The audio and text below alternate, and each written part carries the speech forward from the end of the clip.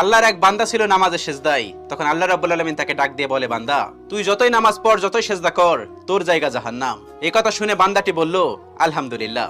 আল্লাহ তখন বলে, এই বান্দা, জাহান্নামের কথা শুনে কেউ আলহামদুলিল্লাহ কয়? বান্দা তখন বলে, আল্লাহ, জাহান্নামের মালিকও তুমি, জান্নাতের মালিকও তুমি। তুমি আল্লাহ খুশি হয়ে যদি আমাকে জাহান্নামও দাও, তাও আমার আপত্তি করার কোনো অধিকার নেই। আল্লাহ তখন বলেন, বান্দা, জাহান্নামে গেলে তুই পুড়ে যাবি, তোর খুব কষ্ট হবে।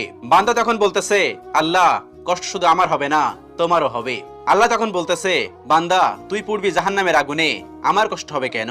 বান্দা তখন বলে, আল্লাহ, কোনো মায়ের কোল থেকে যদি কোনো বাচ্চা পানিতে পড়ে যায়, তাহলে কোনো মাই দূরে দাঁড়িয়ে থাকতে পারে না, দৌড়ে গিয়ে বাচ্চাকে কোলে নেয়। আমার বিশ্বাস ওই মায়ের সে কোটি কোটি গুণ দয়া তোমার বেশি। আমাকে জাহান্নাম দিলে তুমিও আল্লাহ শান্তি পাবে না। আল্লাহ তখন বলে, বান্দা, এই দলিল তুই কই পাইলি?